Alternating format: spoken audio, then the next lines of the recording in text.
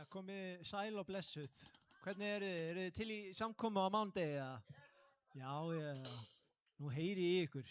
Heyri ég vel í ykkur. Það var nefnilega, ég var alltaf með slökkt á okkur á einhverjum óskiljanlegum ástæðum. Ég hélt alltaf þið væru svo leiðilega og vildi ekki vera með. En það var bara ég með slökkt á míkrófonum og það maður heyri svo illa í ykkur. Þannig núna er ég að fara að útskýra tæknimálin. Eða þeir get bara verið háværari. Já, í lofgjörðin, ekki spjalla háværara. En já, við ætlum sérst að spila nokkur lög saman og þið þekkið þetta öll og bara heilagi faðir, ég ætla að byrja á bæn. Heilagi faðir, takk fyrir að koma okkur heilum og húum hérna í húsið til þín og koma okkur saman og við megum njóta nærveru þinnar. Takk fyrir að umvega okkur kærleikanum þínum og friðsemd og frelsinu þínu sem þú gefur okkur. Takk fyrir að gefa okkur hugriki til að fara út með óttan í hjartanu vitandi það að þú heldur utan um okkur, stappar í okkur stálinu svo við þorum að standa upp og gera eitthvað sem við erum hrædd við. Og óttinn halda okkur ekki aftur eins og hann hélt mér niðri í svo ógeðslega mörg ár og svo kynntist í þér, yndislegi Jesú. Og þú kenndi mér að biðja, þú kenndi mér að gera svo margt, þú kenndi mér að vera til staðar fyrir foreldrana mína, þú kenndi mér að vera til staðar fyrir vini mína og fyrir aðra sem voru að vesenast voru að vesenast með fíkn og ég geti verið til staðar fyrir þá. Og bara takk fyrir að við fáum að vera hérna, koma saman í kvöld og lofa þig og lofa þitt nafn. Og fyrsta lagi sem við ætlum að spila, það heitir The Blood og þetta lag í miklu uppáldi hjá mér. Og þið sem að hafa gengið í gegnum þessar raunir að fara afvega leið í lífinu og hérna einhvern veginn velja sér bjargráð sem einhvern veginn á endanum drepur mann sem ég gerði, sem var bara fíkniefni og áfengi. Það var bara þessi texti sem snart mér svo ógeðslega mikið. Þið heyri í textunum, þetta lýsir því bara svo ógeðslega vel hvað gerist þegar við gefum Jesú lífi okkar. Það bara gjörsamlega breytist allt saman.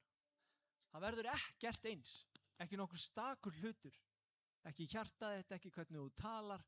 Fólki í kringu þig breytist meira sér, þú ferð að velja og hafna miklu meira. Þannig að endilega komið og verið með, endilega standið upp, endilega komið þetta fram. Og við ætlum að lofa Guð eins hátt og við mögulega geta!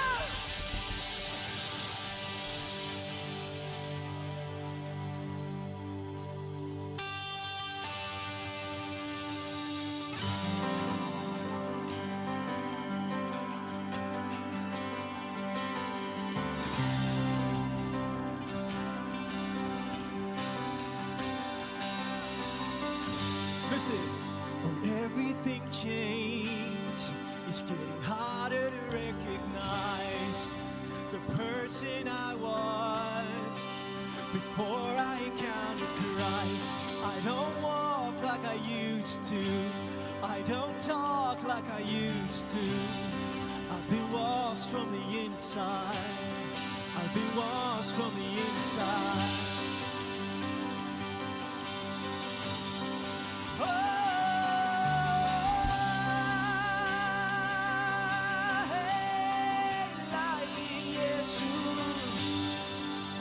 Everything changed. It's getting harder to recognize the person I was before I encountered Christ. I don't walk like I used to. I don't talk like I used to. I've been washed from the inside. I've been washed, so sing it there.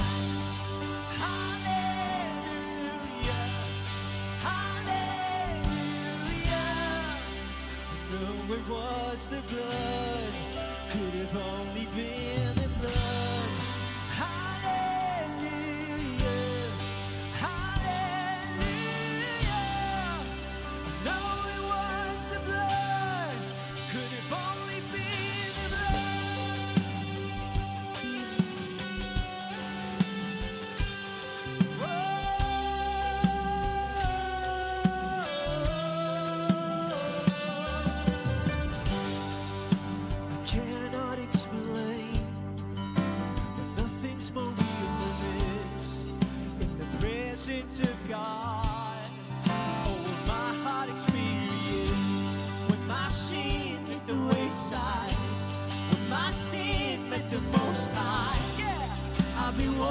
from the inside. I've been washed from the inside.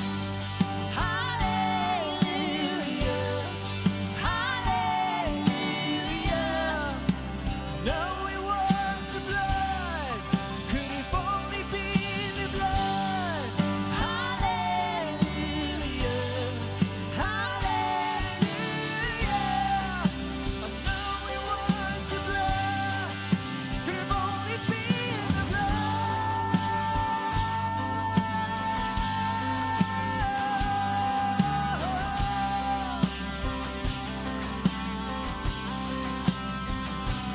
In your blood.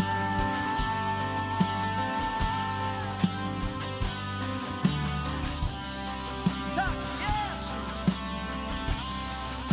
It's never been about holiness, perfection, or striving for acceptance. Let me tell you, it's only by the blood. It's never been about deserving or earning. It's a gift that's freely given.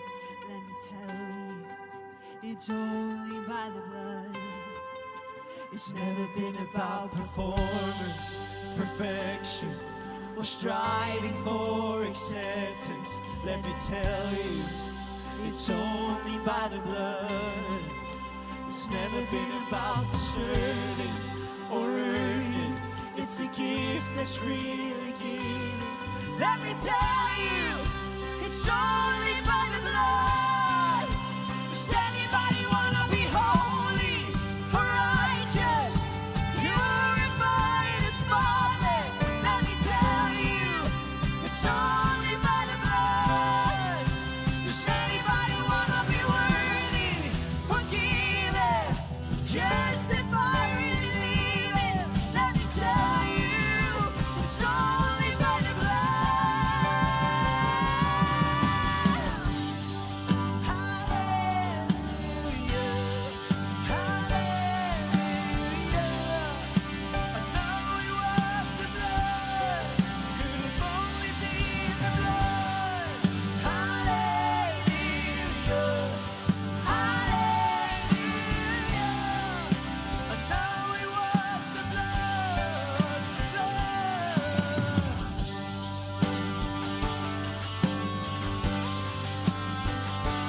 Oh, yes,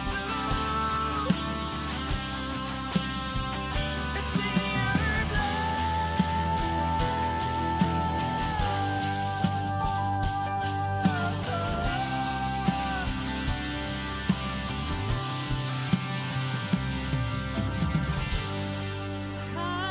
Hallelujah, hallelujah. I know it was the blood, could have only been the blood. Hallelujah, hallelujah. I know it was the blood, could have only been the blood. Hallelujah,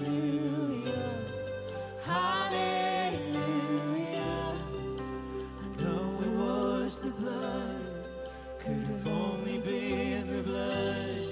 Hallelujah, hallelujah. I know it was the blood, it could have only been the blood. Það er nefnilega málið. Ef við spáum í því, hvað annað er það? Ég fer á hnén, gjörsamlega búinn að því, veit ekkert hvað ég er búinn að gera við líf mitt og hvert ég ætla að fara, hvað ég ætla að gera og hvernig ég ætla að gera það. Það er bara allt búið. Og ég tala út í loftið, ég trúði ekki einu sinni. En ég fór samt áfram í trú og bara, ég hef ekkert annað. Viltu hjálpa mér? Og vitið þið hvað gerist? Hann hjálpaði mér. Þannig að þú ert hérna inni og ert að spá í þessu. Hættu að spá í því. Gerðu bara. Farðu bara af stað. Ha?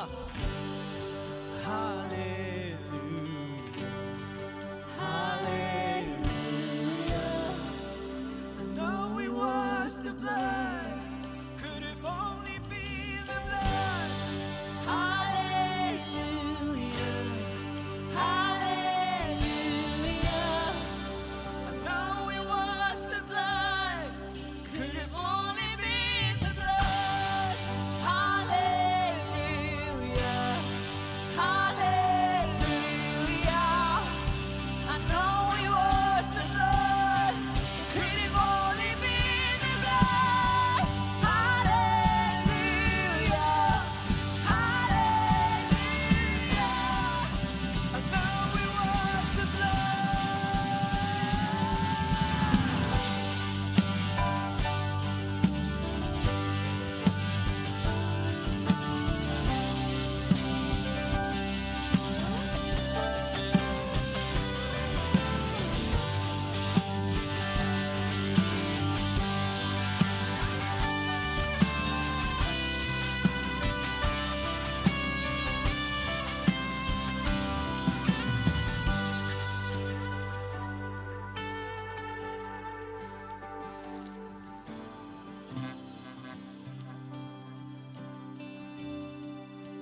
Það segir í brúnni, er einhver sem að vill vera verður, er einhver sem vill vera fyrirgefinn, er einhver sem vill fá fyrirgefningu.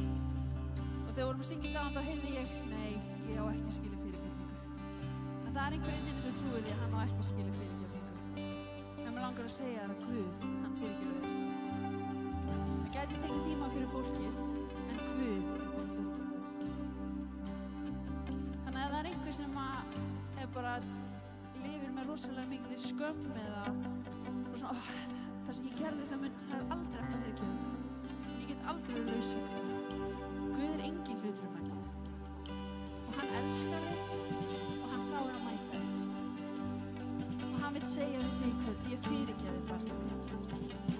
Þannig ef það er þú sem þarft að heyra að þér er fyrirgefið, þá langar maður að segja þér að þér er fyrirgefið og Drottinn hann elskar þig. Amen.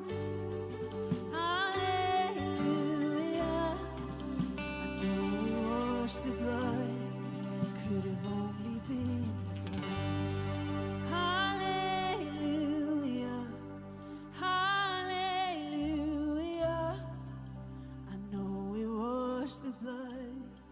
It could have only been the blood.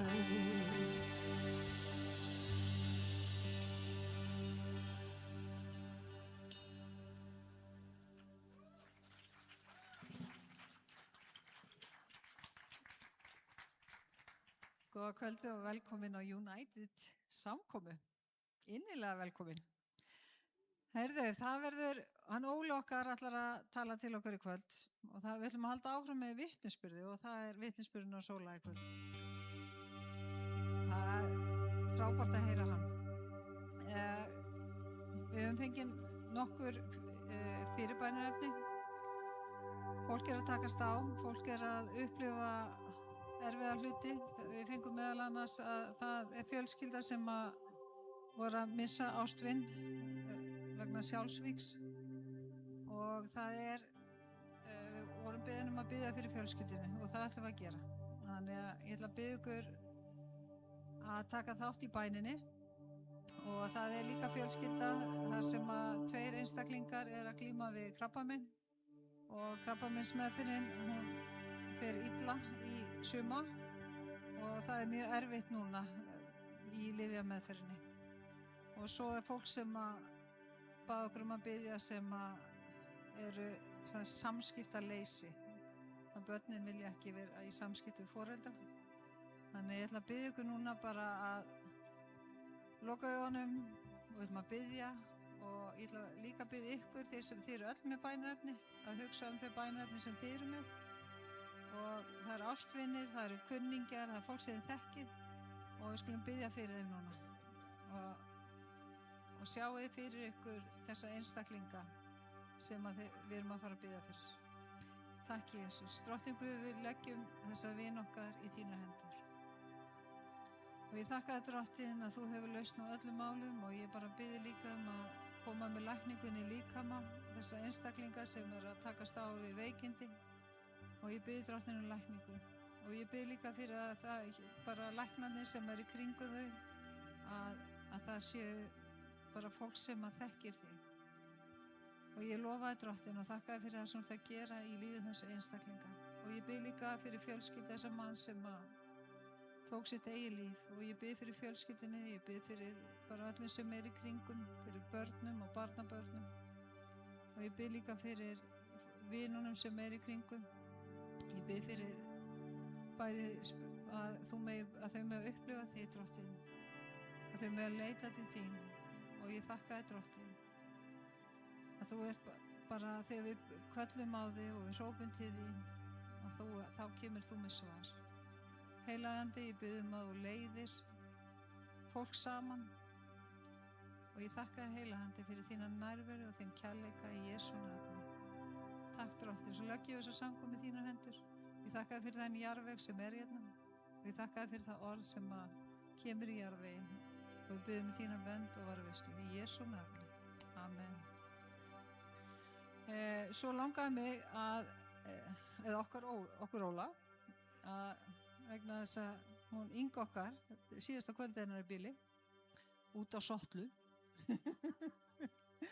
Hún Inga, það nú styttast í það að Inga fari í megrun, segir Óli, en hún semst alveg að fara að eiga. Þannig að þetta síðasta kvöldi hennar í kvöld og við ætlum að biðja Inga að koma hérna, við ætlum að biðja fyrir þér. Við vorum nú ekki búin að undirbúa hana. Og Gunni minn, ég ætla að biðja að koma. Gunni er nú búin að fylgjast með henni fyrir að því að hún var í mínu maga, held ég. Og Óli og fleiri koma að biðja fyrir Ingu og Björn Ingi.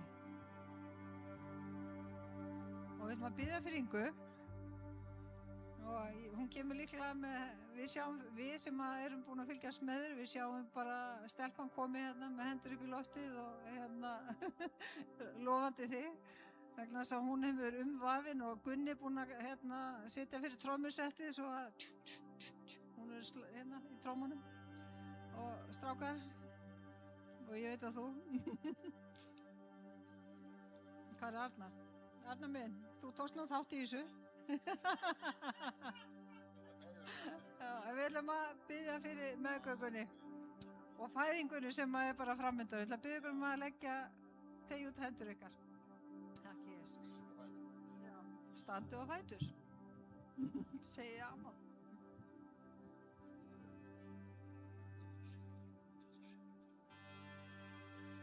Drottinn minn, bara byrjaði að þakka þér fyrir hann Ingu Maríu, drottinn minn. Þakka þér fyrir trúfestarna, drottinn minn, þakka þér fyrir að hún hefur verið hérna staðið í ströngu oft, drottinn minn. Ég bara þakka þér fyrir hana, ég bið að blessa hana, ég bið að blessa lífi sem er að vaksa fram innra með henni, drottinn minn, og ég bið að blessa hana og hennar hjónaband, drottinn. Kom brot og síka bara lamanandra, síbra lómanandra og síbra lamanandra. Kom brot lómanandra og síka bara lamanandra. Drottinn minn, ég þakka þér fyrir það þegar hún fer inn á spítur og drottinn minn, hún fer að eiga bandið, drottinn minn, að þú munt vera með, drottinn minn, þú munt gæta hennar, þú munt vera með læknunum, drottinn minn, þú munt leiða þetta á þann veg sem þetta á að fara, drottinn. Kóbrot og síka bara lamanandra. Og ég þakka þér bara fyrir það, drottinn minn, að við mér fór sjá alheilbrigt barn, drottinn minn. Kóbrot og síka bara lamanandra, þetta síbra lamanandra. Og drottinn, ég þakka þér fyrir að fórum sjá mömmu með bros og svo mér ekki endalaust úrvinda. Drottinn, ég horfi bara til þín, ég á 4 börn og ég þakka þér fyrir að þú getur þetta, drottinn. Kóbrot og síka bara lamanandra. Drottinn, bara verndi yfir hugana, drottinn minn. Kóbrot og síka bara lamanandra, þetta síbra lómanandra, þetta síbra lamanandra. Og verndi yfir líkamann, drottinn minn. Kóbrot lómanandra, þetta síka bara lamanandra. Og við bara tölum líf og lífi fullregnaði, drottinn. Við brjótum allt sem við verðum að tala gegn þér, Inga María, í Jesú nafni. Kóbrot og síka bara lamanandra þar.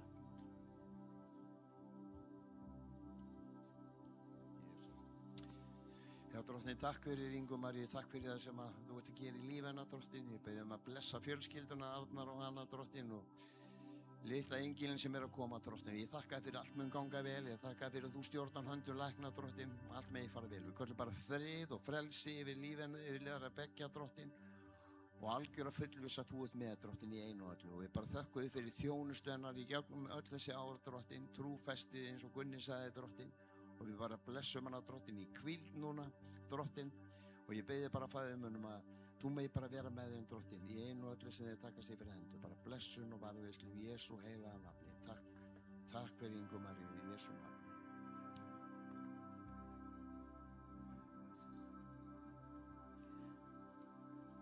Svo langar okkur að minna á samskotin. Það pósinn aftast og það baukar og svo stígum við áfram inn í lofgjörðuna, inn að hásæti Guðs. Amen.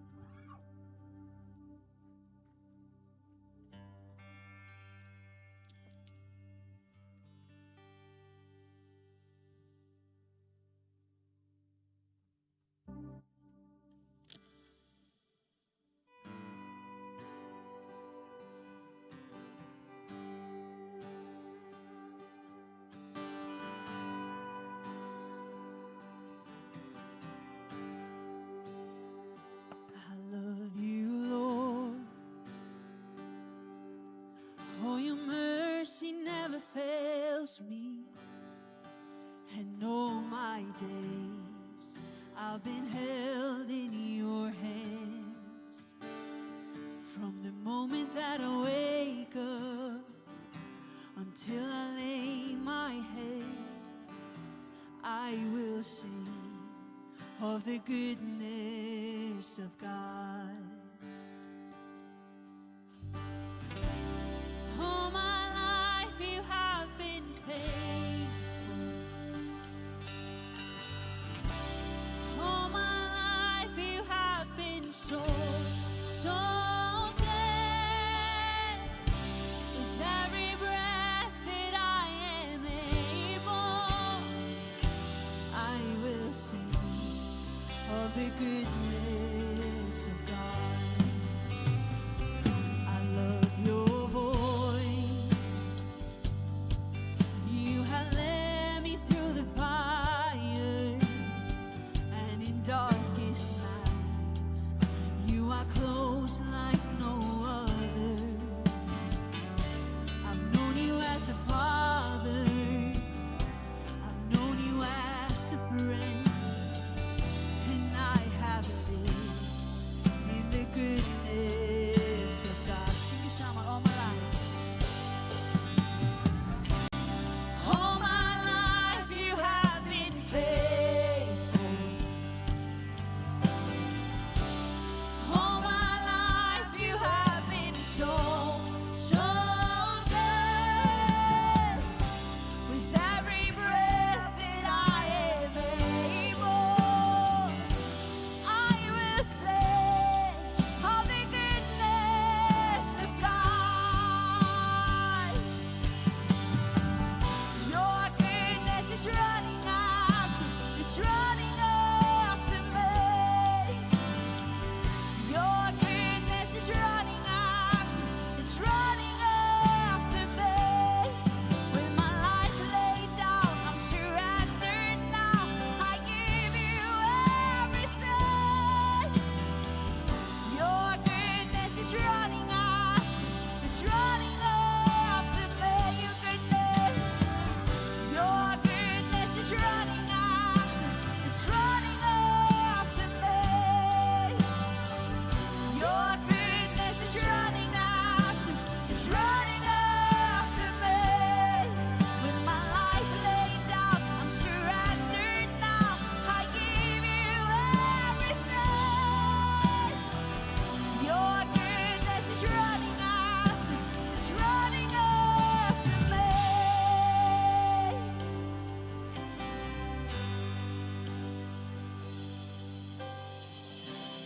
All my life you have been faithful. All my life you have been so good. With every breath that I am able, oh, I will sing of the goodness of God.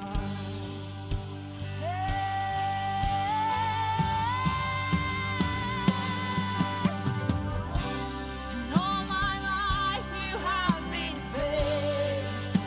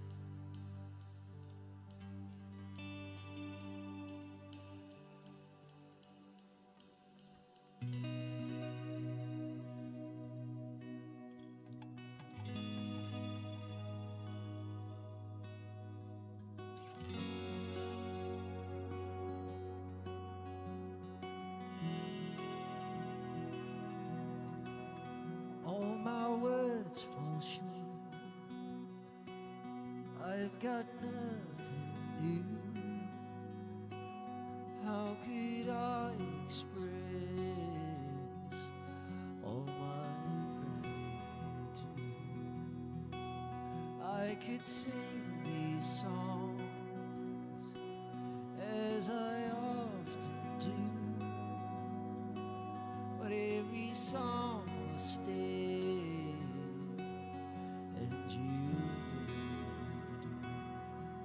Oh, so I throw in my hands, praise you again and again. 'Cause all that I have is a hallelujah, hallelujah. And I know it's not much, nothing else fit for a king, except for a heart singing hallelujah, hallelujah.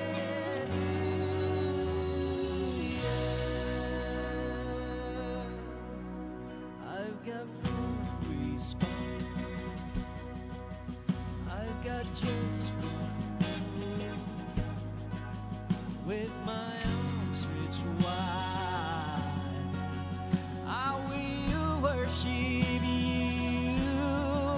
So I throw in my hands, praise you again and again.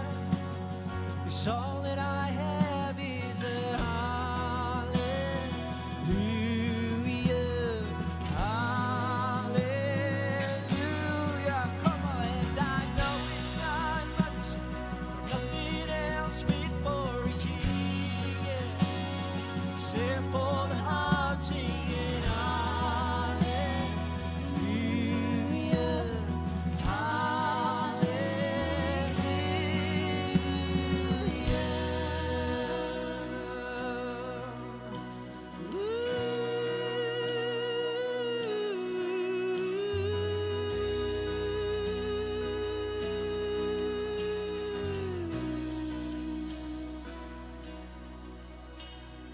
Come on, my soul, don't you get shy on me, lift up your song. 'Cause you've got a lion inside of those lungs. Get up and praise the Lord. Sing yours. Come on, my soul, oh, don't you get shy on me, lift up your song. 'Cause you got a lion inside of those lungs. Get up and praise the Lord. Come on, my soul, oh, don't you get shy on me, lift up your song. 'Cause you got a lion inside of those lungs. Get up and praise the Lord.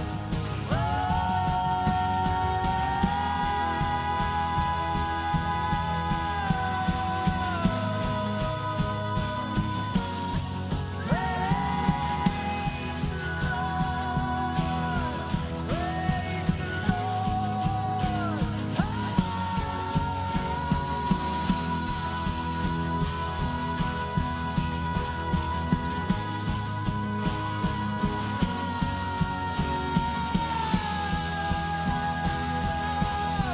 Praise the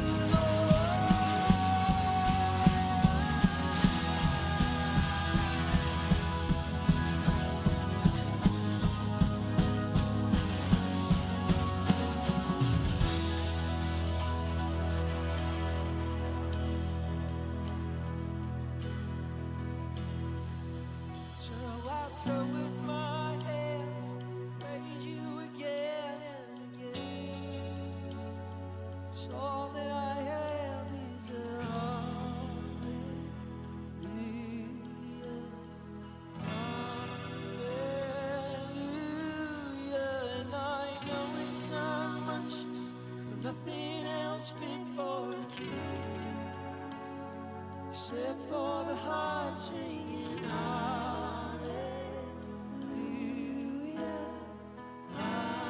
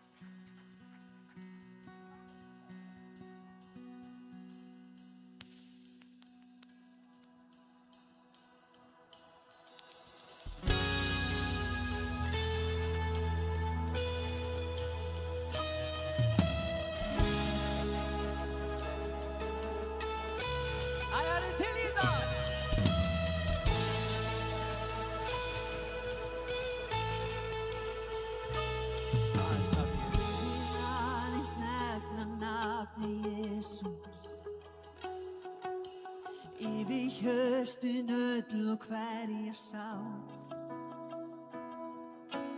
Það má finna frið í þinni návist, segjum Jesús.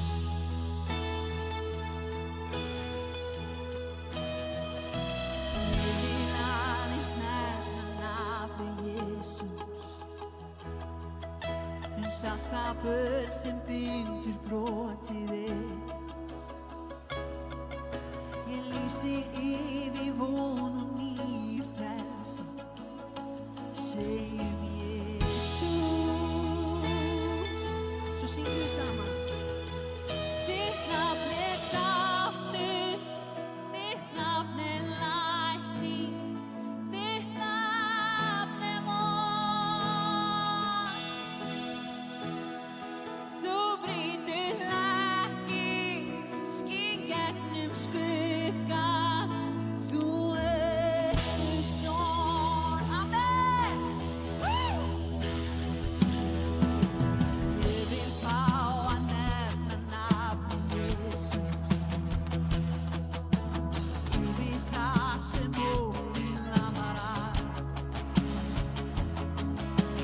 Hvern þann sem að byrðar ber og þunga. Hvað segjum við? Segjum Jesús. Þitt nafn kraftur, þitt nafn lækning, þitt nafn von. Þú brýtur hlekki, skín gegnum skuggann, þú Guðs son. Þitt nafn kraftur, þitt nafn lækning, þitt nafn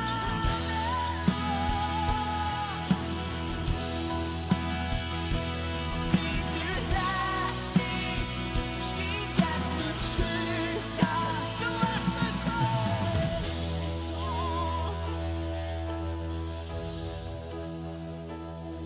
Frá fjallsbrún hrópum Jesús, Jesús strætum á, Jesús inn í myrkrið og alla okkar vá.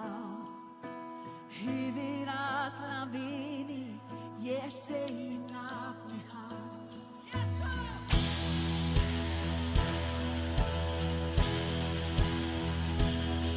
Frá fjallsbrún hrópum Jesús, Jesús strætum á, Jesús inn í myrkrið og alla okkar vá.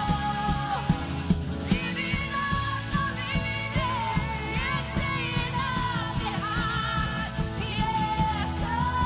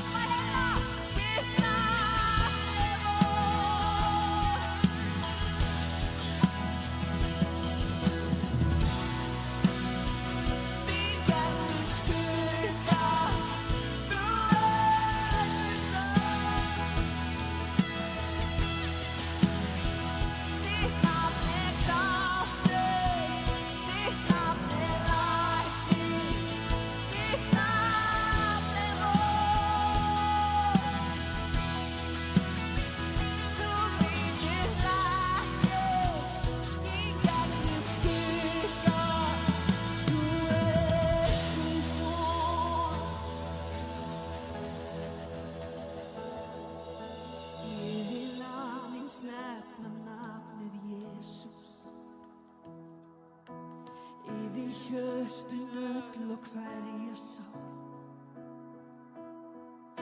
Því það má finna frið í þinni návist. Segjum Jesús. Takk Jesús. Takk Drottinn fyrir nærveru þín. Við segjum Jesús inn í sjarkvera kringumstæður. Við nefnum þitt nafn inn í myrkrið, Drottinn. Við nefnum nafnið þitt inn í myrkrið, Drottinn. Nafnið Jesús, nafnið sem öllum öðrum nöfnum æðra. Nafnið Jesús. Frá fjallstum hrópum Jesús. Jesús strætum á, Jesús inn í myrkri og alla okkar vá. Yfir alla vini, ég segi nafni hans, Jesús.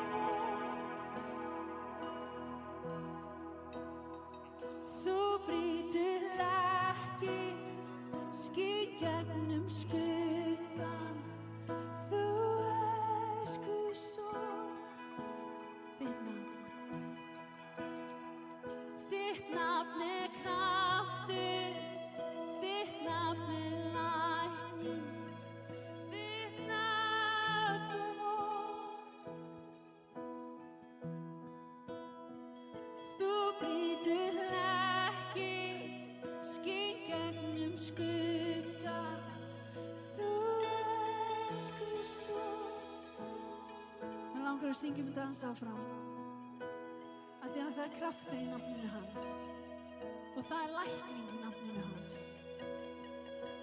Og núna voru áðan að biðja fyrir fólki sem gangi yfir krabbameinsmeðferðir, fyrir fjölskyldur sem var að missa vegna sjálfsvíga, vegna samskiptaleysa og bara það allstað svo mikið vonleysi í kringum okkur. Það svo mikið af leiðilegum og vondum og slæmum fréttum. Ég veit allan fyrir sjálfum að ég þarf að passa hausinn minn rosa mikið, hvað ég hlusta á, hvað ég horfa á, hvaða fréttir ég les. En þetta allt svo mikið vonleysi. En það von. Það von í nafninu hans. Og það lækningu að fá í nafninu hans. Og það kraft að fá í nafninu hans. Og þegar við erum í myrkrinu að geta sagt nafnið Jesús inn í myrkrinu. Að geta hort inn í kringumstæður og sagt Jesús.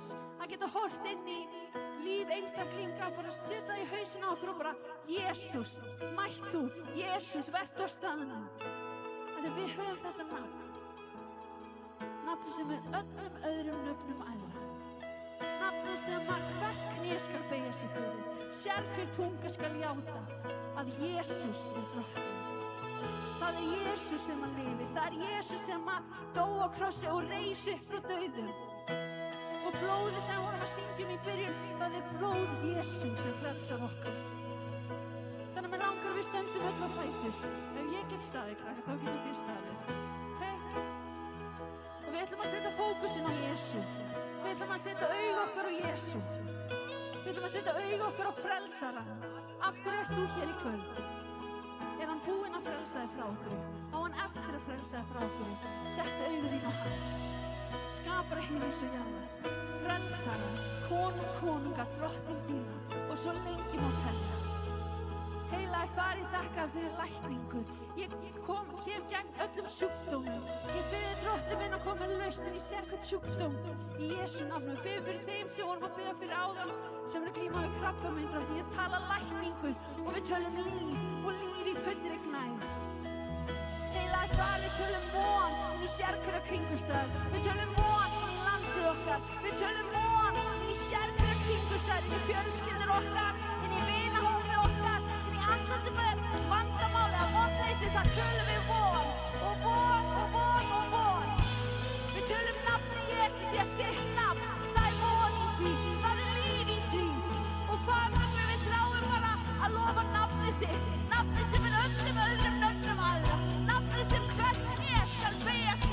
sérhver tunga skal játa að Jesús drottinn, að Jesús þú ríkir, Jesús þú lifir. Heilagur Faðir, við lyftum nafnið þínu hátt og við lofum þig í kvöld og við lofum þig og gefum þér allan heiður og alla tíð. Amen. Amen. Þitt nafn er kraftur, þitt nafn er lækning, þitt nafn er von. Þú brýtur rekkir, skín gegnum skugga. Þú ert son, þitt nafn er kraftur, þitt nafn er lækning, þitt nafn er von. Þú brýtur rekkir, skín gegnum skugga. Þú ert Guðs son. Syngdu þetta einu sinni enn og Óli kemur upp. Þitt nafn er kraftur, þitt nafn er von. Amen. Þú brýtur hlekki, skín gegnum skugga. Þú ert Guðs son. Amen.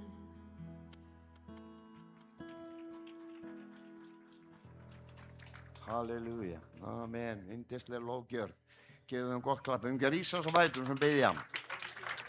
Halleluja, drottinn bara takk fyrir að þú ert hér, drottinn. Takk fyrir þinn heilaga anda, drottinn. Takk fyrir að þú ert að snerta við hjörtum hér í kvöld, drottinn. Þú dvelur í lofgjörð þíns lífs, drottinn. Þú þráir að grípa inn í líf okkur, þú þráir að koma með lausn og lækningu, drottinn. Allir þeir sem eru hér inn og eru að berjast, drottinn, þú þekkir þá, þú þekkir þá betur en þekkja sig sjálf. Þú veist nákvæmlega hvað það er, drottinn. Alveg svo við sungum í þessum söng, drottinn minn, þú ert með þetta allt sem við þurfum. Kraftinn, lækningan, lausnin á drottinn fyrir líf okkar. Ég bið þig bara, Faðir minn, að þú megir gefa okkur að dvelja hér í kvöld, traka móti sem þú hefur fyrir okkur, drottinn. Megi vitnisburður okkar allra vinna saman, drottinn, hjálpa hvort öðru í sameiginlegu velferðinni eins og við tölum oft hér, drottinn minn, og við þökkum fyrir einn og sérhver sem hér inn í dag, drottinn. Við höfum sérstaklega blessinu þá, drottinn, sem að berjast, sem hér í kvöld, drottinn. Upplifa kannski vonleysi, upplifa kvíðan og óttan, drottinn, sem við þekkjum alls svo vel.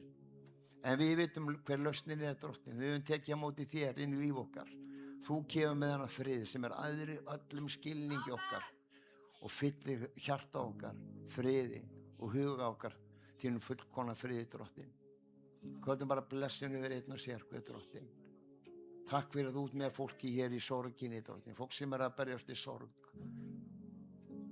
Og biðjum sérstaklega, drottinn, fyrir öllum þeim sem að svo Inga María bað hér áðan, drottinn, með allt þetta fólk sem að berjast í og ungt fólk sem að taka líf sitt, drottinn. Vonleysið við náð yfirtökin og myrkrið, þungin og byrðarna, drottinn. Megum við vera vitnisburð hver þú ert, drottinn. Hvernig þú greist inn í líf okkar og breyttir lífi okkar, drottinn. Hvernig þú breyttir mínu lífi. Gafst mér þessa von sem við þurftum á að halda, drottinn. Umvefur okkur kærleika, elsku og ást, drottinn, sem þú einn getur gert, drottinn. Og ég bið þig bara, Faðir, að þau bara hreinsa úr huga okkar núna, öllum hroka eða stolti, drottinn, dóm, sama hvað það drottinn, megum þetta bara víkja úr huga okkar núna, drottinn, og megum við bara móttaka frá þér, kærleika þinn, lækningun og lausnina sem þú getur gefið, drottinn. Drottinn, bara burtu með þessa þrjósku að við viljum alltaf gera allt sjálf. Þú ert með þetta allt fyrir okkur, leyfðu okkur að láta af og leyfa þér að koma inn í líf okkar. Þú mynd beina okkur réttu leiðina. Þú veist alltaf hvað er best fyrir okkur. Þú átt svör inn í alla kringumstæður okkar.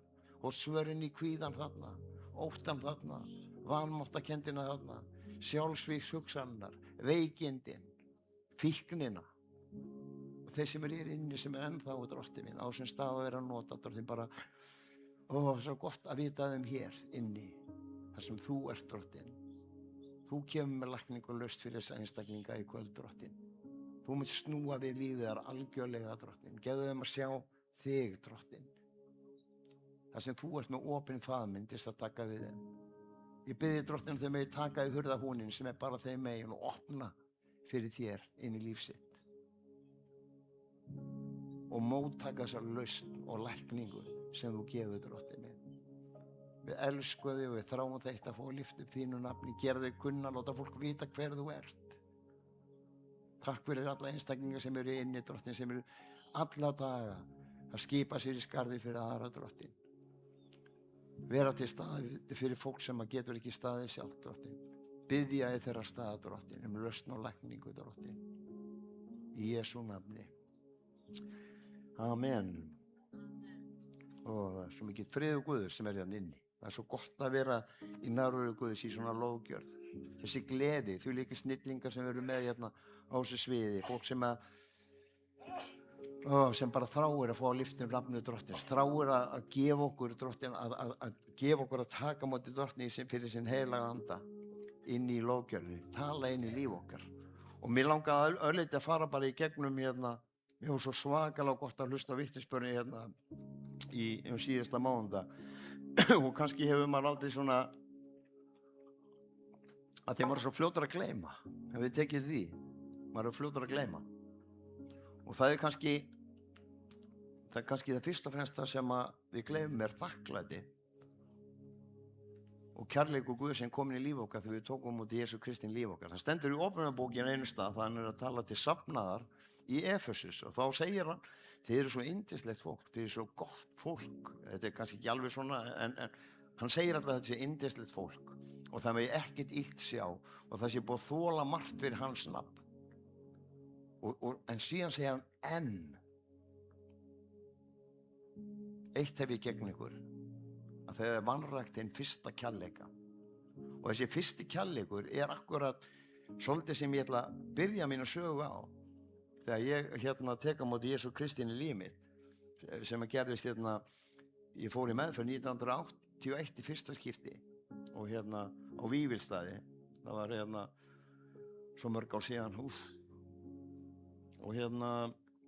og það gekk kannski ekki mjög lengi og ég fór síðan meðferð aftur 1985 á Staðarfell og trúin var alltaf svona undirliggjandi, ég fann það, mér var gott að vera í kirkjunni á Staðarfelli, ég starfaði lengi í styrktafélaginu þar, var formaður þar í 2 ár og þetta snerist allt um edrú lífið og það var gott að finna að maður gat verið til staðar og það hjálpaði mér að halda sjálfum mér í lagi.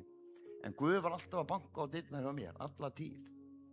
Og ég kem í þess að mér er boðið í þessa kirkju hér, ég sagði ykkur frá því hérna daginn, í kjölfarið á miðilsfundi, að þá kom ég hingað á sunnudagskvöldi, 1988 held ég að vera, ég var búin að edrú í 3 ár held ég. Og mér fannst ég hafa allt, eftir að ég hafði verið í neyslu í svo mörg ár, að því í byrjun þá virkaði bara áfengi ekki á mig. Mér fannst það bara, það gaf mér ekki neitt. Ég fannst ekki verða undir áfengi, ég fann enga breytingu. En ég man kvöldi sem það gerðist. Það var svona að vera að mana mig að fá mig meira og þetta kemur, Þú finnur á þér og drekkur aðeins meira. Og svo drakk ég og ég var komin alveg, var að klára heila flösku að ákavítið ykkur, ég man ekki hvað það var. Og ég man ég þurfti að fara á klóstið að pissa og ég stóð upp og dó. Og þetta er fyrsta minningin brennivín hjá mér. Og svo fann ég átti eftir að vera í mörg ár. Að ég drakk mig alltaf í óminni, ég man aldrei neitt. Var í blackout í öll skipti sem ég drakk okkur einasta degi. Ég starfaði sem kokkur á þessum árum, var yfirmaður á þeim stað. Og þú veist, maður drakk frá morgni til kvölds, alla daga, alltaf. Og þetta var ógeðslega erfiður tími. Og því í kjölfar og því byrjuðu afbrotin, þá byrjuði að keyra undir áhrifum, misti prófið 3 vegis og við þekkjum þessu sögu. Þetta ógeð sem það er. En 1985 þá verði ég edrú og ég fannst bara alveg yndislegt líf. Ég var nýskilinn, sem var rosa plús á þeim tíma, edrú og nýskilinn, komin með niður við Kópavogshöfnina með iðnaðarhúsnæði á annarra hæð skilur geggjað, engi milliveggir, 200 fermetrar og það voru engi veggir í því, ekki eins og í salerni, heitan pott, hérna Halli Degursson 1300 Shadow hjólin á gólu og Gína í brúðarkjól sem satt á hjólinu. Þetta var svona draumarnir, þetta var ég búin að dreyma fyrir allt mitt líf, sko. Þetta var lífið, sko. Og ég man að ég var að fara að láta smíða lift upp á aðra hæðina til að geta komið hérna Möstu RX-7 sem ég átti, rauða. Ég geti keyrt hann inn í íbúðina. Þetta var bara þetta snerist líf og mér leið bara rosalega vel. Og þegar mér var boðið á samkomu hér og hérna forstöðumann er nú hérna í salnum í kvöld sem er nú yndislegt. Og ég kom hér inn á samkomu og ég sagði já, ég skal koma. Ég þekkti Björn Inga, ég þekkti þessa fjölskyldu. Svo ég ákvaði að koma hérna upp. Og svo byrjaði lofgjörðin sem var svona í líkingu það sem fengum að heyra hér í kvöld. Og ég man bara, ég setti svona fram hendurnar, stóð upp fram hendurnar og það bara gerðist eitthvað strax, bara leið. Og það uppgötaði að allt það sem ég átti, hjólið og brúðarkjólinn og fínu íbúðin og allt það var einskis virði.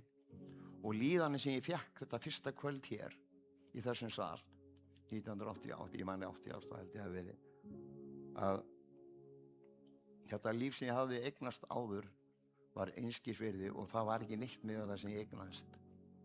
Og ég eignaðist bara ótrúlega frið og svona vonarríka framtíð. Mér fannst að dvelja í nærveru Guðs, besta sem ég veit í svona lofgjörð. Þess vegna hvet ég ykkur, það er svo gott að koma hérna fram, lyfta höndum og gefast algjör upp við frammi fyrir Guði og lofa hann. Og þessi orð sem við erum að játa fram eins og í þessum söng sem við vorum að syngja á hann er kraftur, hann er lækning, hann er lausn, hann er með allt sem við þurfum fyrir líf okkar. En það er bara svo skrítið að við þurfum að læra að gefast upp. Við verðum að hleypa honum að líf okkar og það var það sem ég gerði á þessum degi þegar ég frelsaðist. Og ég var mjög mikið hér í kirkjunni og starfaði mikið í kirkjunni og þetta var bara líf mitt snerist þetta. Ég var stoltur Jesú hoppari, sko. Ég elska að fara í bæ og ég elska að segja fólki frá Jesú að því ég vildi að allir myndi eignast þetta líf sem að ég eignaðist á þessum degi. Og þetta var mjög gott að því að það var mikið talað það að í svona sértrúarsöfnu eins og hér. Að hér var ekkert með fólk sem var búið að vera í erfiðleikum og þau fyndi lausnin í því að horfa eitthvað annað, eitthvað Jesú hoppir í. Ég kom hingað inn leið bara mjög vel því ég kom. Ég kom ekki hér af því að ég hélt ég þarnaðist einhvers. Það var ekki fyrir en ég kom inn hérna, þá fann ég hvað var mikið sem ég þarnaðist. Og það gerist þegar við komum inn á svona stundir eins og hér. Og ég trúi því að það sé engi maður hérna inni sem er ósnertur í svona lofgjörð eins og var hérna á. Það gerist eitthvað í hjarta okkar. Og það er heilagur andi af því hann dvelur í lofgjörðinni. Og hann er eiga við hjarta þitt. Hann vil taka burtu kvíðan óttann úr þínu lífi. Og þegar ég hugsa tilbaka þessi, af hverju ég svo sjaldan tala svona vitnisburði mín í þessari fyrri atlögu, eins og ég segi, að þegar að Guð kemur inn líf mitt á þessum tíma þarna og öll þessi ár sem ég starfa og síðan fram að þeim tíma sem ég ákveði að fara til Svíþjóðar og fara í biblíuskólan og byrjaði að drekka áður en þar og svo skrítið að ég var með húsnæði hjá forstöðumanninu á þessari kirkju í mörg ár, á annað ár áður ég kom mér til Svíþjóðar því ég var byrjað að drekka nýju. Og þau 10 ár hef ég sagt ykkur frá sem var bara ömurlegu tími. Þráttir að reka fyrirtæki og hafa í raun allt þetta svona fjárhagslega og veraldlega á þessum tíma að þá var líðanan það var algjörlega brotin. En ég varð að horfa á einhverjum vegna þá gerist þetta. Einhverjum vegna þá fer ég burtu hérna úr þessari kirkju með stóran tekk sem hafa búið að safna fyrir til þess að geta farið í biblíuskóla og eitthvað sem gerist þegar það voru erfiðleikar sem voru að koma upp með fyrirtæki, gat ekki selt fyrirtækið og þetta var bara gríðarlega erfiður tími. Og hvað var leiðin sem ég kunni? Það var að fá mér. Og það átti að endast í 10 ár, 10 ömurlega ár sem ég bara vona enginn fyrir nokkuð tíma að ganga í gegnum. En hlutin af því að þetta gerðist í mín líf var það að ég þekkti ekki Guð. Hún var að biðja hérna þetta áðan, þá var Viktor mitt hérna að ég þekkti hann afspurn.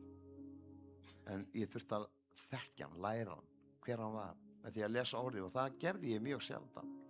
Mér er gaman að biðja því á alltaf, en Guð var alltaf til staðar fyrir líf mitt öll þessi ár áður en að ég byrjaði neysluna nýju. Og við þekkjum, ég ætla ekki að fara í gegnum ömurleikan sem er í gegnum neysluna, en ég get sagt ykkur frá vonleysinu sem kemur inn í líf okkar. Það verður algjört vonleysi. Einn dag í einu verður vonleysið á neyslan, og alveg eins og líf okkar án áfengis og í nýju lífi á að vera einn dag í einu. Við getum lifað í mörg, ég lifði 10 ár, einn dag í einu í drykkju. Ég ætla alltaf að hætta að drekka á morgun, ég ætla alltaf að taka á þessu á morgun. En ég var einn þarna úti, algjörlega einn og einangraður. Ég þekkti ekkert nema Svía. Það voru engir Íslendingar í kringum mig, nema þegar komið heimsóttíminn einhverjir alkohólistar og fíkniefnaeigendur sem kom í heimsóttíminn, það voru einu skipti sem ég talaði við Íslendinga. Og ég kannski leitaðist heldur ekki til þess að hitta þá, af því að líf mitt var bara orðið þannig. Og ég lifði, og fyrir mér þessi 10 ára eins og eitthvað svona draumur, eða ef ekki segja frekar martröð. 10 ára martröð sem ég átti þarna úti. Á sama tíma þá var Guð alltaf að eiga í hjarta mitt. Ég hef sagt ykkur frá því, ég fór niður á torgið, niður á jafnréttarstöðinni í Uppsala, á föstudagskvöldum að gefa útigangsmönnunum að borða og gaf þeim bjór að drekka og svo satt ég í hring með þeim við brautarstöðinni í Uppsala, og ég var örugglega verst á mig komin að þeim öllum. En þannig var bara líf mitt. Guð var alltaf að eiga við líf mitt og ég var alltaf að vona. Ég grét mig í svefn bara okkur einasta kvöldi í 6 síðustu ári. Ég var búinn að fá 2 hjartastopp þarna og ég fann alveg að lífið var að fjara út. Ég fann að það var eitthvað sem að þetta var bara tímasviðsmál, og ég var eiginlega orðinn sáttur við það að ég væri að fara. Og þetta er líðan sem við þekkjum svo ótrúlega mörg. En ég er nú svo rosalega mikil egoisti að ekki gæti hugsa mér að taka líf mitt, sko. En á sama tíma að þá var ég að gera það hægt og rólega. Hægt og rólega þá var að bara líða úr mér þar sem að ég hættur að geta keyrt bíla, og þegar ég gerði það var náttúrulega bara stórhættulegt. Ég man eftir ég var að fara með matarsendingu og þurfti að keyra sjálfur þessa leið. Svo kem ég að svona stoppi hjá lögreglunni. Þegar þeir stoppa bíl og að taka test, sko, þá er allir bílatekni, það er engum sleppt, þú eru bara að bíða til að kemur að þér. Og ég hakkaði bara útvarpinu og fekk mig síkó og við bara rólítið og bíða eftir að kæma mér. Og síðan kemur að mér og svo er ég látið hann blása, og þá segir hann lögreglumaðurinn við mig, veistu það, þú ert að vera dauður. Það var svo mikið alkohól í mér og ég tók ekki eins og eftir því, sko, sjálfur. Og þannig var líf mitt orðið. Ég var algjörlega út af kortinu í einu og öllu sem ég var að gera. Og reka sér fyrirtæki, það var bara þakklæti að ég hafði fólki í kringum mig sem héldi utan um það. En annars var þetta stöðu neysla. En ég var líka orðinn þannig, ég gat eldað, ég er kokkur og ég gat eldað alltaf þó bragðskyn og allt væri farið. Ég bara þekkti hvað mikið magn þetta fari í og þetta gekk alveg ágætlega og þótti bara ágætis matur. En ég líka gat lengt þessu mjög mikið fyrir mörgum. Margir Svíjarnir heldur bara að ég væri með svona pírðu augu, en það var ekki það að ég væri með pírðu, það var bara að ég var allt strukkin. Og svo að ég lokin þá gat ég ekki einu sinni nota neitt nema að drekka bjór, það var einu sem ég gat. Annars ég reyndi í 2 skipti að fá mér sterkt vín og ég lendi upp á spítala í bæði skiptin. Og þannig var líf, ég var orðinn svo sósaður af eiturefnum á þessum tíma. Og ég man bara þegar ég fór einu sinni upp á sjúkrahús og þá sagði þau bara við mig að það er annaðhvort núna eða aldrei. Og það er nú öðruvísi aðeins heilbrigðisþjónustan í Svíþjóð heldur en hér. Þeir létu mig ekki í friði að bjóða mig hjálpina og sagði mér að koma inn til þess að fá hjálpina. Og þú settur, þeir eru ennþá í andapussinu. Ég var fljótur að komast að því hvernig verið að drekka honum í það. Og þannig var bara líf mitt. Ég bara þráði að fá meira og meira og ég þurfti að fá meira og meira og meira. Og þegar ég kem til Ísland 2010, það var ekki ætlun mín að koma til Íslands. Ekki. En hver var það sem aðstofaði mig? Jú, einn af okkur. einn af alkoholistanum, og hann var með sér neyslu sjálfur. Hann sá það betur heldur en ég, að ég var bara deyjandi, ég var bara að deyja. Og þegar hann sagði mér að nú förum við bara heim og þú deyrir heim á Íslandi hjá börnunum þínum en ekki einn út í Svíþjóð, þá uppgötaði ég bara, þú veist, ég var algjörlega einn. Ég var búin að, þú veist, fjölskylda mín, foreldrar, bræður mínir og ég tala nú ekki börni mín, 4. Þú veist, algjör tengingaleysi við allt í þessu lífi. Sá engan tilgang í þessu lífi. En því ég kem til Íslands og kemst inn í meðferðina sem er mesta blessun sem hefur komið fyrir mitt líf. Að þegar ég vaknaði eins og ég sagt ykkur á, þegar ég vaknaði upp úr Leggjörðukoti eftir að dotti niður þar fyrir utan, að þá fann ég að það sem ég þó átti og hafði upplifað með Guði, að það var þarna ennþá. Og Guð tendraði þetta í lífinu bara þegar ég vaknaði. Ég vaknaði upp, þá fann ég bara að Guð segi, ég er ekki búinn með þig, sko. Þessi tími er ekki búinn. Og ég fann bara strax þessa von koma, þessa útrúlega von það að ég gæti eignast líf að nýju. Mín mesta hugsun var alltaf með börnin mín, þú veist, ég hafði svo gríðarlegt samviskubit út af börnunum, þú veist, ég bara alltaf verið 3 mánuði og kom heim til 10 ára. Og þú veist, þetta var bara ógeðslega erfiður tími. Og það er þessna sem ég get sagt við fólk sem hefur orðið fyrir því að neyslan hefur tekið úr sambandi við fjölskyldunina, börnin þín, fólki sem er í kringu þig, að það er aldrei á seint. Og Guð gerði kraftaverk í mínu lífi gagnvart mínum börnum. Og ég á í dag sambandi þau sem aldrei fyrir og elska þau ótrúlega mikið og þau elska pappa sinn og það er svo gott að geta verið á þeim stað. En þegar ég kem tilbaka eftir neysluna og byrja að starfa fyrst í ÖNG og ég hafði verið mikið í Maritastarfinu sem var svona undanferðina ÖNG áður en ég fór erlendis og það var einmitt sá sem að stjórnaði því sem sótti mig erlendis, sjálfur með sprautun í handleggnum þegar hann kom og sótti mig og ég starfaði og ég fann strax að ég þráði meira. Og mér langar að segja ykkur líka þeir sem eru að byrja gönguna, þú veist, við getum aldrei kóperað köllun annars, skilur. Við þráum þegar við eignum sem þetta líf, þá er sama tilfinning eins og þegar við fyrir minni meðferð, við ætlum að vera ráðgjafar allir. Og það sama gerist þegar þú frelsast, þú þarf að standa hér eða spila eða gera eitthvað eins og hann eða hinn. En þú veist, köllun, við getum aldrei kóperað köllun annars. Guð er alltaf með köllun fyrir okkar líf. Og hann hafði eitthvað fyrir mitt líf. Og ég man eftir því að þegar ég fekk spádóminn minn, ennþá titnandi og skjálfandi, því ég var rosa langan tíma á eftir, ég var svo illa farinn, taugaendarnir voru ónýtir og ég var bara mjög illa haldinn, og titrar svona eins og ég væri með mjög erfiðan Parkinson sjúkdóm, bara ég var orðinn svo slæmur. Og þá fór ég á samkomu og þar kom kona til mín og mér langar svo að taka þetta því að mér finnst gríðarlega mikið þegar við erum að byrja gönguna að við stöndum á fætur, lyftum höndum, lofum Guð, tökum þátt í sem er að gera, komum við fyrirbænina eftir þegar samkomin er að ljúka þá bjóðum við til fyrirbæna og hér er algjör traust í fyrirbæninni, þú getur beðið fram og láta beðið fyrir hlutum í lífiðinu. En það sem gerist líka svo mjög oft er það að sá sem er að fyrirbæni sem er beðið fyrir þér, Guð gefur honum orð inn í lífið þitt. Og það er svo gott að fá það. Og það er að taka orðið og tilengja sér það. Það er að bera það undir heilagan anda og biðja Guð að leiða okkur áfram.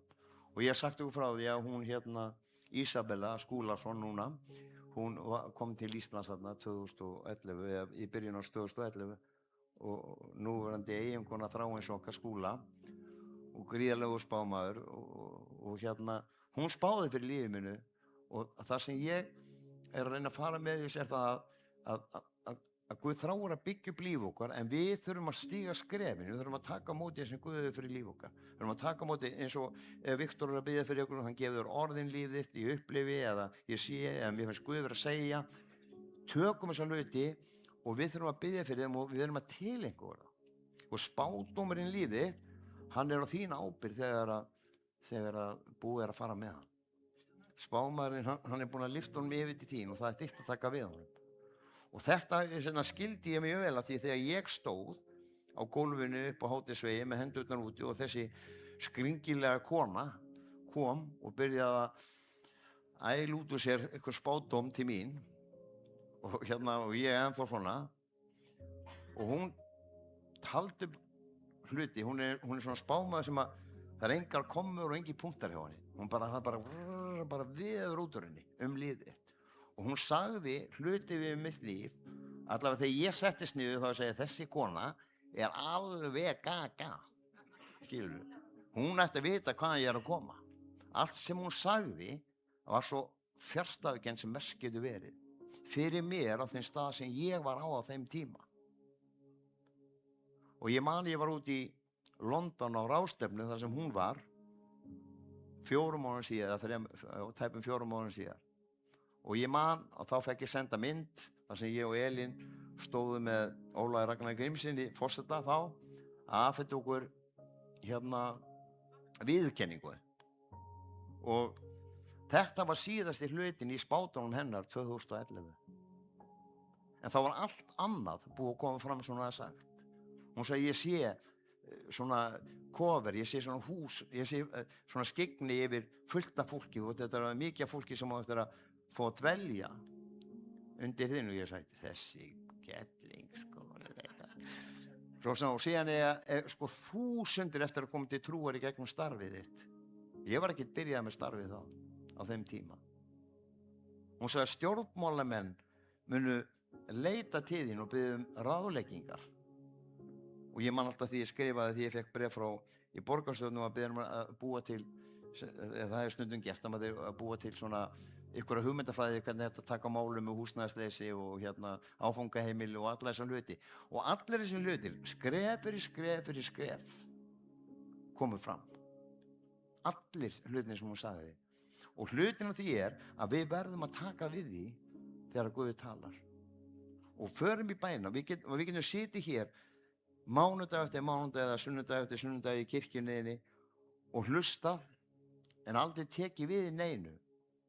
En veistu að Guð með orð fyrir þitt líf sem algjörlega fyrir þig, sem sniðið algjörlega fyrir þig. Algjörlega fyrir þig. Ekki beðið að kópera neitt, alls ekki. Hann með áætlun fyrir líf þitt. Áætlun fyrir heilla en ekki til óhamingju. Til þess að eignast vonaríka framtíð. Og hann notar fólk eins og Ísabellu eða Viktor eða Björninga eða Laufi Arnar sem biðja fyrir þér og tala inn í lífið þitt og við erum að taka þessa hluti og tilengja það. Það er gríðarlega mikilvægt og það sem gerist þá í lífið þá fyrir þetta að vaxa og stundum horfi ég tilbaka og segja betur hvað gerðist eina? En maður berjast við syndina, maður berjast við erfiðleikana? Já, svo sannarlega. Svo sannarlega.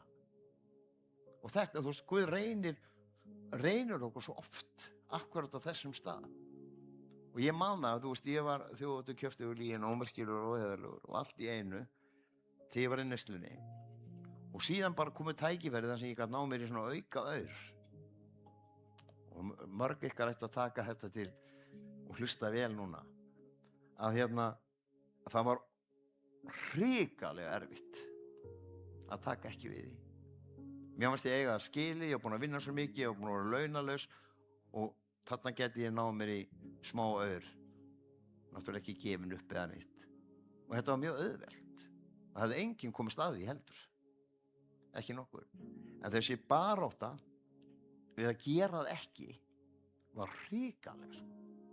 Í alveg þetta, það var rosalega erfitt að berjast við þessa synd í mínu lífi. En við fórum yfir það og það var góð tilfinning af því að Guð kemur og blessar þig í staðinn.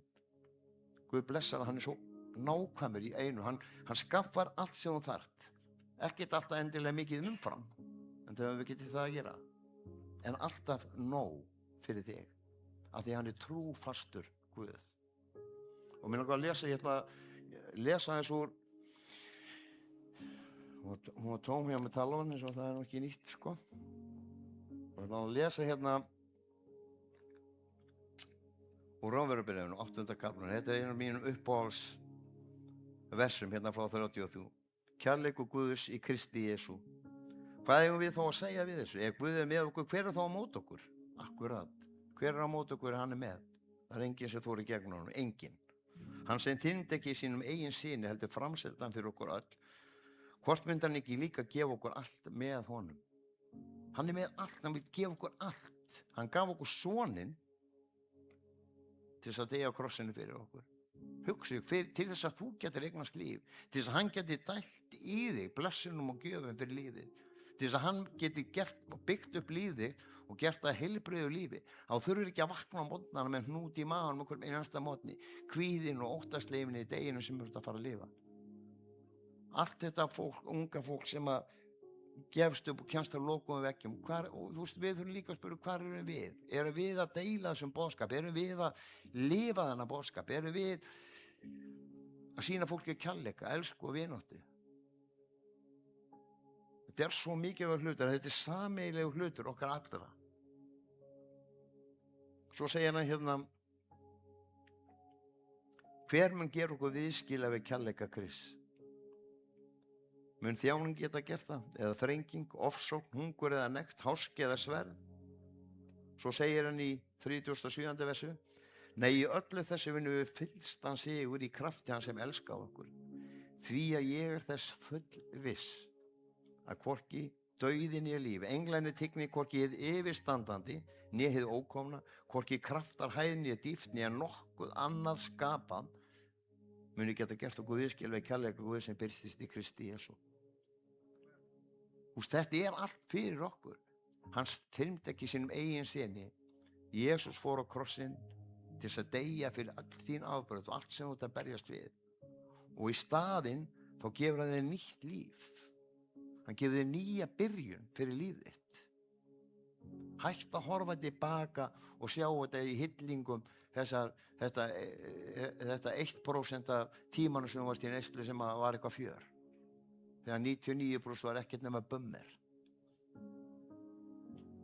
Gefum bara Guði í kvöld allt það sem við eigum. Ef þú ert hérna í kvöld og átt ekki þess að lifandi trú á Jesú Krist, þá skoraði á þig að koma hér fram. Við skulum biðja saman og við biðjum bara frelsi yfir lífið.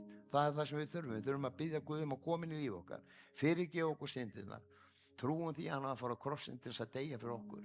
Orðið segir að við munum hólpin verða. Við munum hólpin verða. Síðan byrjar þessi uppbyggingarfasi og tími.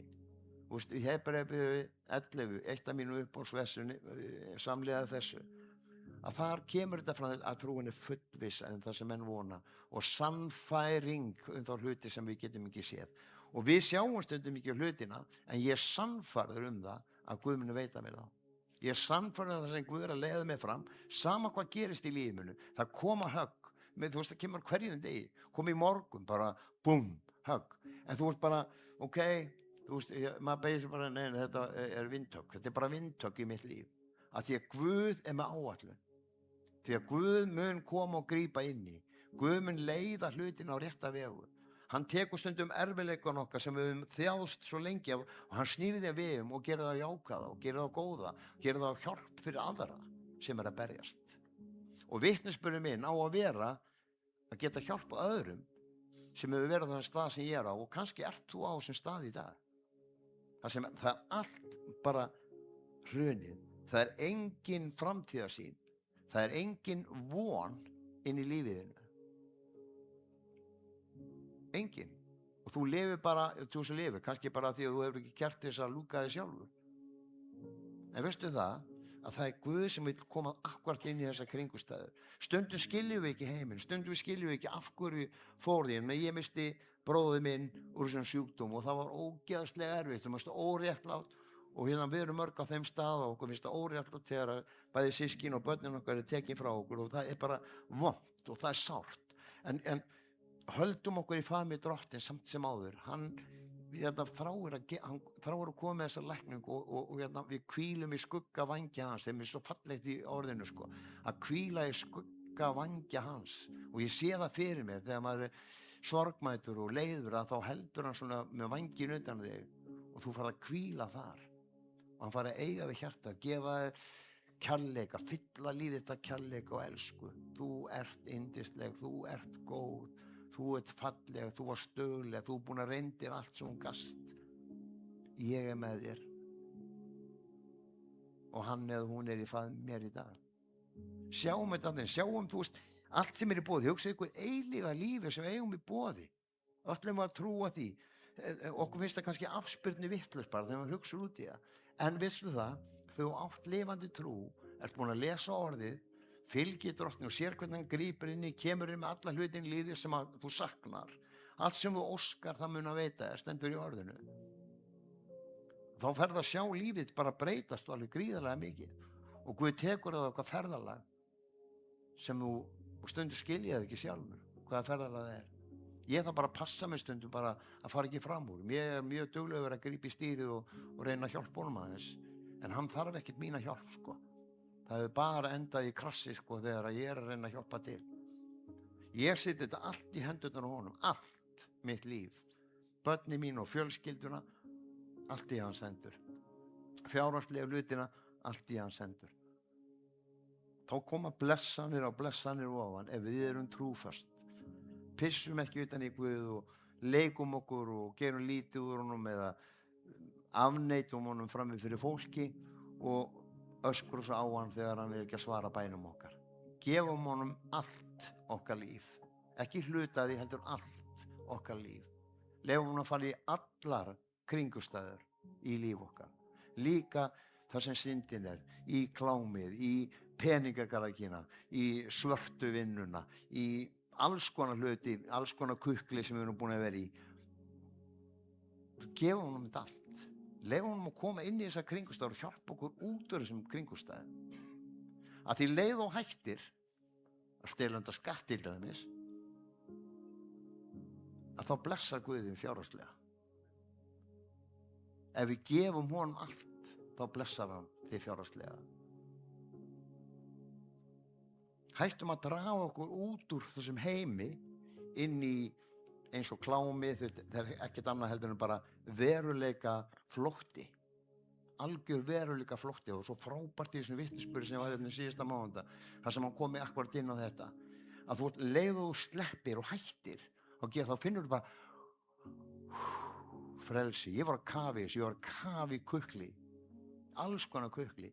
Leið og ég drómu í bab, Guðum að hjálpa mér að komast út úr þessu. Eins og hann gott að liggja okkur kotta eða berja eitthvað kotta í einhverju þýsku gestallnámskeiði og taka út reiðina með einhverjum höggum. Þú veist ég alveg að tala. Eða veit ekki hvað tímanu leið, vera lastur inn í einhverju kirkju 2 sólarhringa og veit ekki hvað klukkan var eða neitt og átt að fara inn í missa tímaskinni og svona. Þetta var ógeðslega gaman, skemmtilegur hópur. En hvað gaf þetta? Þetta gaf mér ekki neitt. Þetta gróf undan mér. Miklu meira heldur hann að gefa mér eitthvað. Og það var ekki fyrir ég kom hér og eignast lífi hér og frelsaðist. Og sérstaklega núna eftir 2010 þegar ég fór að lesa orðið og biðja og leita Guðs og treysta Guði fyrir lífið mínu, þá fóru hlutinir að gerast. Það er þá sem það byrjar. Þegar við gefum honum allt og treystum honum fullkomlega fyrir líf okkar.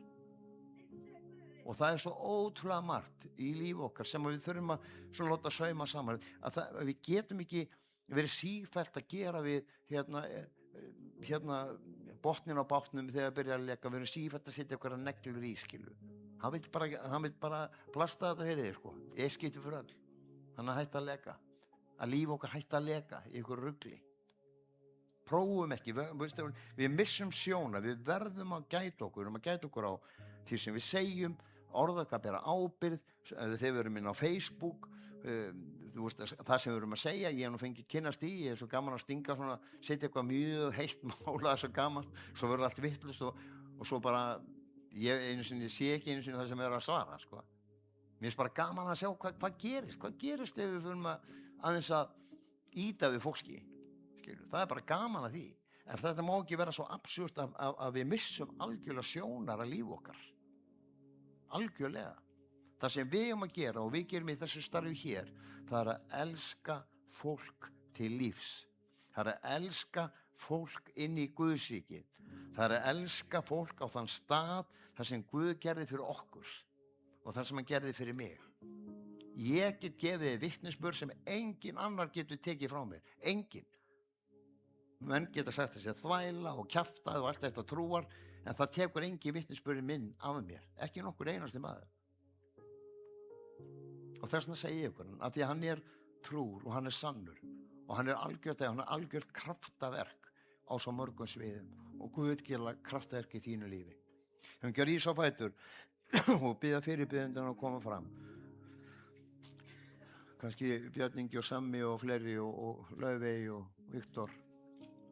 Halleluja, bara Faðir minn, ber þakka þér fyrir að þú ert góður, Guð. Takk fyrir Drottinn að við opnum hjarta okkar fyrir þér.